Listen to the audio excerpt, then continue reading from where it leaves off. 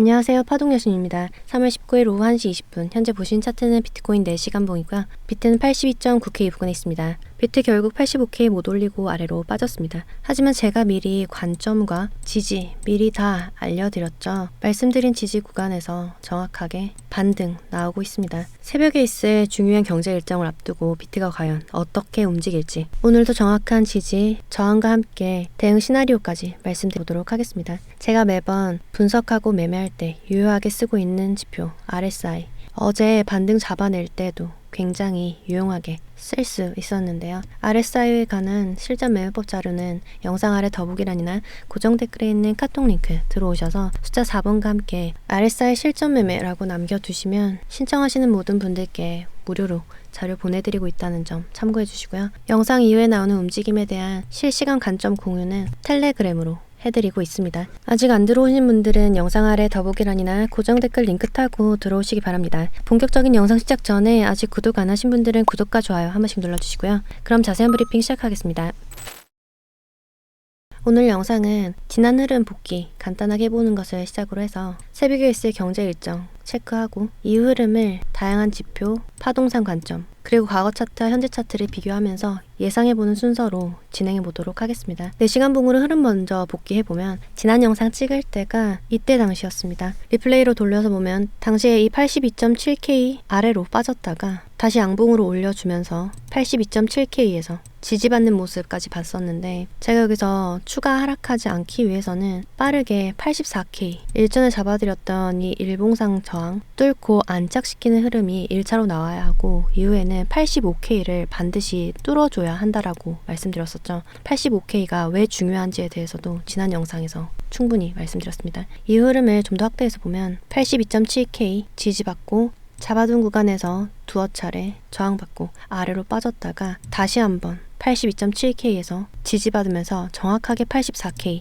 터치했죠. 이후에 양봉으로 이렇게 84K를 넘어서 올라가 줬습니다. 그런데 문제는 다음 흐름입니다. 보시면 힘있게 양봉으로 올린 후에 이제 다음 목표인 이 85K를 치러 올라가야 하는데 적어도 이 네모박스 구간에서는 여기서 지지받고 올려줬어야 했죠. 근데 4시간 봉에서 다음 캔들이 여기 노란색 구간을 아래로 빼버리면서 이전 양봉의 저점을 낮추는 걸 보면서 뭔가 이상하다라는 생각을 했습니다. 일단 첫 번째로 여기서 84K를 지키지 못하고 4시간 봉이 마감한 거 보면서 제가 일봉상 캔들이 이쯤까지 정도 빠졌을 때 여기죠. 텔레그램 이렇게 남겨드렸습니다. 비트코인 일봉상 한마디로 정리하면 한 번은 더 내릴 법한데 안 내리고 버티고 있는 느낌이 있다. 그 이유로 첫 번째 그림에서 A 캔들, 이 캔들이죠. 얘가 보시면 바로 앞 캔들보다 훨씬 큰 하락 장악형 캔들이 만들어져 있는 걸 알 수가 있습니다. 바로 앞의 양봉 캔들을 모두 잡아먹는 하락 장악형 캔들이 만들어지고 난 뒤에는 최소 한 번은 저점을 더 낮추게 되는데요. 일봉상 그런 하락 장악형 캔들이 만들어져 있는 상태. 그리고 B 캔들, 이 캔들이죠. 하락 장악형 캔들 다음에 나온 이 양봉 캔들을 보시면 흰색 네모박스를 터치하러 가지도 못했을 뿐만 아니라 종가가 83.95K 83955, 84K를 안착하지 못한 채로 마감을 한 걸 알 수가 있습니다. 그리고 제가 지난 영상에서 85K 부근은 주봉상 저항이 작용하는 구간이고 그 외에도 고점의 하락 추세 저항, 일봉과 주봉상 이평 저항도 함께 작용하는 구간이라서 여기를 뚫어내려면 강력한 힘으로 이렇게 올라줘야 한다라고도 말씀드렸었는데 캔들 모양과 종가 마감 가격 보면서 시장에서 힘이 충분히 받쳐주고 있지 않구나, 올라가긴 무리겠다라고 생각했고요. 결국 4시간 봉으로 이 구간에서 버티고 있다라는 느낌이 든다라는 말도 드렸습니다. 여기서 어떻게든 버티고는 있지만 시장의 힘이 충분히 받쳐주지 않으면 이 85K는 절대 뚫어낼 수가 없는 구간이기 때문에 가더라도 한 번은 뺐다 올릴 가능성이 높겠다. 그렇게 해야 차트 그림이 더 예쁘겠다 생각해서 이렇게 지지 3개 남겨드렸죠. 새 구간 지지 켜서 보면 1차로 82.3K 여기가 지지의 시작, 그리고 2차 중간 지지로 81.7K 잡아드렸고요. 마지막으로 3차 81.3에서 80.9K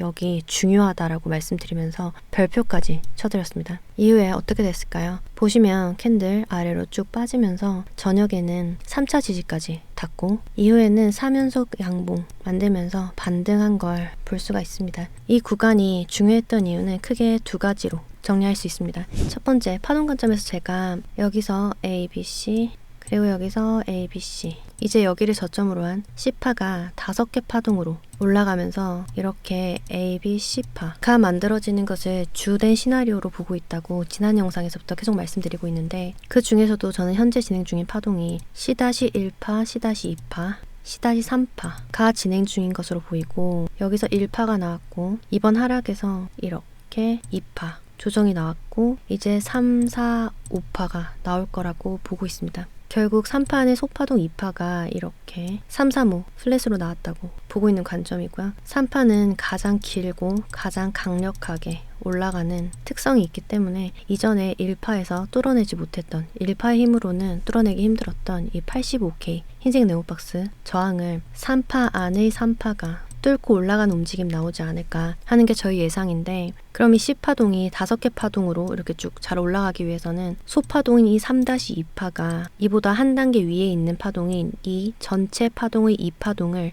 더 빼서는 안 되기 때문에 이 구간을 지키는 게 굉장히 중요했던 겁니다. 다시 말해서 이 소파동만 봤을 때 여기서 85K를 찍고 내려오기 시작한 이 조정파동이 만약에 바로 이전 직전 저점을 내리게 되면 1파의 시작점보다 더 아래로 빠지는 것이기 때문에 파동 자체가 성립하지가 않습니다. 그래서 제가 주된 시나리오로 보고 있는 C파동 진행이 성립하기 위해서는 3-2파동이 81K에서 80K 그 어딘가에서 멈춰줬어야 했고 그 안에서 잡은 지지가 이 구간이었습니다. 그리고 하늘색 선 이 부분이 중요한 지지로 작용했던 두 번째 이유는 현재 캔들이 3월 초부터 시작된 하락 추세를 벗어나서 지지 리테스트 움직임일 수가 있고 그 리테스트 지점이 저점의 상승 추세 범위와도 겹치는 자리에 있었기 때문에 이 구간이 중요하다고 봤고요. 중요한 지지 구간에서 반등 시도 나오고 있는 만큼 이번에는 85K 뚫고 반등해 줄 거라 기대하고 있습니다. 물론 비트가 85K를 넘어서는 반등을 보여주기 위해서는 새벽에 있을 중요한 경제 일정이 시장에 긍정적으로 작용을 해줘야 합니다. 앞으로 약 12시간 뒤인 새벽 3시에는 미국의 금리 결정이 예정되어 있습니다. 그리고 금리가 결정되고 난 뒤 30분 후에는 미국 연준 의장인 파월 의장이 기자회견을 갖게 되는데요. 보시다시피 이번에 금리는 동결될 확률이 99%입니다. 이는 시장이 어느 정도 예상하고 있을 수 있는데 이보다 더 중요한 건 파월 의장의 기자회견이에요. 그가 앞으로 경제 전망을 어떻게 하고 있는지 금리 인하 횟수를 시장의 기대처럼 더 늘릴지 그 여부를 새벽에 알 수 있을 것 같고 그의 입에서 어떤 말이 나오냐에 따라서 시장이 적지 않은 자극을 보일 것으로 보입니다. 그런 와중에 방금 결정된 일본의 금리는 0.5%로 동결됐습니다. 시장의 불확실성이 한층 걷히면서 비트도 반등 나와주고 있는 모습으로 분석할 수 있겠고요. 저는 지금부터 비트가 다시 한번 85K 돌파에 도전하러 갈 거라 보고 있습니다. 오늘 아침에 비트 이렇게 잘 상승한 거 보면서 2봉 만들어지고 있을 때 이렇게 세 번째 봉이 만들어지고 있을 때 제가 텔레그램으로 1시에 마감하는 이 4시간 봉이 83K 위에서 마감해주면 85K 도전하러 갈 확률 높아질 거라고 분석하고 있다 라고 남겨드렸는데요. 보시면 이 캔들 종가가 82.99 거의 83K를 채워서 마감을 했습니다. 제가 보고 있는 차트는 바이비트 차트인데 혹시나 해서 다른 거래소들 종가 가격 확인해 보니까 바이낸스 기준 83K, OKX 거래소 기준에서도 83K 넘겼고요. 비트겟 거래소 기준에서도 83K 위에서 종가 마감해 준 거 확인했습니다. 그래서 저는 지금부터 약간 빠졌다가 이렇게 가더라도 결국 85K 도전하러 갈 거라고 보고 있고요. 아마 금리가 발표되는 새벽 3시쯤에는 큰 변동이 없거나 약간 하락했다가 파월 의장 기자회견 때 크게 치고 올라가 주거나 혹은 올랐다가도 어느 저항선 부근에서 아래로 쭉 빠지는 그림 나올 수 있겠습니다. 그만큼 변동성 높아질 수 있다는 얘기고요. 이 85K 위에도 강력한 저항들이 있어요. 86K 때도 있고 그런 저항들은 제가 디테일하게 잡아서 텔레그램에 올려드리도록 하겠고 새벽 3시라서 제가 그때까지 깨어 있을지는 모르겠는데 항상 제가 자러 가기 전에 새벽에 자는 동안 나올 움직임 대비해서 잡아둔 구간 다음 스텝에 있는 지지나 저항 항상 잡아드리죠. 오늘 저녁에도 이후 상황 보면서 보시면서 관점 남겨두도록 하겠습니다. 아직 텔레그램 만들어 계신 분들은 영상 아래 더보기란이나 고정 댓글에 있는 링크 타고 들어오시면 실시간 관점이나 참고할 만한 지지나 저항선 바로 체크하실 수 있으니까 참고해 주시고요. 이번에는 제가 왜 지속적으로 상승 관점을 보고 있는지, 여기 79K 현재 형성되어 있는 저점 라인 터치했을 때도 저는 아래쪽에 지지 많다고 말씀드리면서 반드시 그럴듯한 반등 나와줄 거다라고 계속 말씀드리고 있는데, 그 이유에 대해서 오늘은 여러 지표들을 바탕으로 말씀드려 보도록 하겠습니다. 그 첫 번째로 RSI 지표 보겠습니다. 제 영상 계속 보시는 분들은 아시겠지만 제가 RSI 지표를 매 영상에서 설명드리고 있고 소개드리고 있고, 그만큼 제가 평소에 매매하거나 분석할 때도 가장 유용하게 쓰고 있는 지표인데요. 이제 일봉으로 보시면 캔들의 지표는 아래쪽으로 빠졌는데 RSI 지표의 저점은 더 빠지지 않고 위쪽 구간을 잘 지키고 있죠. 캔들과 RSI 간의 저점 간 괴리, 상승 다이버전스입니다. 그리고 이런 다이버전스가 어떤 시간봉에서 관찰되고 있느냐가 이후 흐름이 지속되는 시간을 가늠할 수 있게 해주는데, 보시면 일봉상 여기서부터 여기까지 캔들의 고점이 계속 올라가고 있습니다. 그에 반해서 RSI의 고점은 더 이상 상승하지 않고 아래쪽으로 빠지고 있는데, 캔들의 고점과 RSI 고점 간의 이러한 괴리는 이후 시장이 하락할 것임을 알 수 있게 하는 정말 좋은 지표입니다. 그리고 이때 하락이 지속된 기간을 보면 상승 다이버전스가 형성된 기간과 거의 비슷합니다. 여기서 한 달하고 일주일 정도 다이버전스가 만들어지고 있었고, 이후 하락은 약 한 달 정도 이어졌습니다. 그리고 이 구간을 보시면 캔들은 아직 이전 고점을 넘기지 못한 상태인데 RSI는 이미 이전 고점과 비슷한 수준까지 올라와 있죠. 캔들과 RSI 간의 고점 간 괴리, 여기서 마찬가지로 이후 시장이 하락할 거란 신호입니다. 보시다시피 시장은 쭉 하락을 했는데, 하락이 이어진 기간을 보면 하락 다이버전스가 만들어진 기간이 18일입니다. 이후 하락은 정확하게 18일간 이어지면서 저점을 형성하게 되죠. 이 기간이 거의 비슷하게 나타나고 있다는 겁니다. 그럼 지금은 어떨까요? 상승 다이버전스가 만들어지기 시작한 때가 이때부터입니다. 그리고 총 13일간 약 2주 정도 상승 다이버전스가 만들어졌고, 그럼 이때부터 약 2주 정도는 상승 흐름이 나올 수 있겠구나 라고 예상할 수 있습니다. 이렇게 캔들과 RSI 지표 간의 괴리를 활용한 실전 매매법은 영상 아래 더보기란이나 고정 댓글에 있는 카톡 링크 들어오셔서 숫자 4번과 함께 RSI 실전 매매라고 남겨두시면 RSI에 관한 자세한 설명과 실전에 바로 활용하실 수 있는 매매법 자료 정리해뒀으니까요. 신청하셔서 무료로 받아보시고 매매에 잘 활용해보시기 바랍니다. 큰 봉뿐만 아니라 작은 봉, 분봉 단위 혹은 시간봉 단위에서도 RSI는 잘 활용할 수가 있는데, 1시간봉으로 보시면 캔들의 고점은 아직 이전 고점을 넘기지 못한 상태죠. 그런데 RSI의 고점은 이미 훨씬 높이 위치해 있습니다. 캔들과 RSI 고점 간 괴리, 아까 뭐라고 말씀드렸죠? 하락 다이버전스라고 말씀드렸죠? 이후에 이렇게 쭉 빠진 걸 알 수가 있고, 이렇게 빠질 때도 잘 보시면 캔들의 저점은 이렇게 계속 아래로 빠졌어요. 근데 RSI의 저점은 캔들이 빠진 것만큼 빠지지 않고 위쪽에 계속 머무르고 있습니다. 캔들과 RSI 간의 저점 간 괴리, 상승 다이버전스죠. 이후에 이렇게 상승하고 있는 거 보이시나요? 이렇게 상승 다이버전스가 출현하고 있는 상태에서 제가 텔레그램으로 미리 알려드린 이런 지지 구간 보시면 다이버전스가 나타나고 있는데, 제가 잡아드린 지지 구간에도 닿았다. 그럼 여기가 매수 타점이 될 수 있는 겁니다. 만약에 제가 지금 드리는 이 설명이 너무 어렵다, 잘 모르겠다 하시는 분들은 이 소스 코드를 이용해 보시면 좋을 것 같아요. 제가 아까 여기서 일봉상 상승 다이버전스 만들어지고 있는 구간이라고 말씀드렸었는데, 직접 찾지 않아도 이 소스 코드를 이용하시면 얘가 알아서 지금 다이버전스가 떠 있다 라고 이렇게 표시를 해줍니다. 초록색 선으로 표시를 해주는 건 상승 다이버전스, 즉 가격이 앞으로 상승할 것임을 얘기해주는 신호고요. 빨간색으로 보이는 이 신호는 이후 가격이 하락할 것임을 보여주는 신호입니다. 보시면 이전에 이런 구간에서 하락 다이버전스 나오고 나서 이만큼 빠졌고, 이후에도 고점 이렇게 올라갈 때 계속해서 하락 다이버전스 신호 보이면서 아래로 쭉 빠진 걸 알 수가 있습니다. 그리고 이 구간에서는 이제 상승할 거다 라는 초록색 신호가 보이고 나서 상승한 걸 알 수가 있고, 여기서도 초록색 신호 나오고 나서 약반등, 그리고 현재도 이렇게 상승 다이버전스 나오고 나서 반등 나오고 있는 걸 아실 수 있을 거고요. 앞으로 쭉 차트를 당겨보더라도 주요 변동성 구간에서 매수해야 할 자리와 매도해야 할 자리를 혹은 쇼 포지션에 들어갈 자리를 알려주는 걸 알 수가 있고, 4시간봉, 시간봉 상으로도 매수할 만한 타점 이렇게 알려주니까 이 소스 코드 이용해 보시면 좋을 것 같습니다. 이 소스 코드는 영상 아래 더보기란이나 고정 댓글에 있는 카톡 링크 일단 들어오셔서 숫자 4번과 함께 RSI 소스라고 남겨두시면 무료로 보내드리도록 하겠고요. 적용하는 방법까지 함께 정리해서 보내드리도록 하겠습니다. 적용하기는 굉장히 쉬우니까 걱정하지 않으셔도 될 것 같고, 특히 차트 초보자분들께 굉장히 유용하게 잘 쓰일 것 같습니다. 참고해 주시고요. 그럼 이번엔 RSI 다음으로 MACD 지표를 보도록 하겠습니다. MACD 지표는 지금 데드크로스가 난 뒤에 아래로 쭉 빠지면서 하락세가 지속되고 있음을 보여주고 있는데, 한 가지 주목해야 할 점은 현재 MACD 지표상의 이 히스토그램,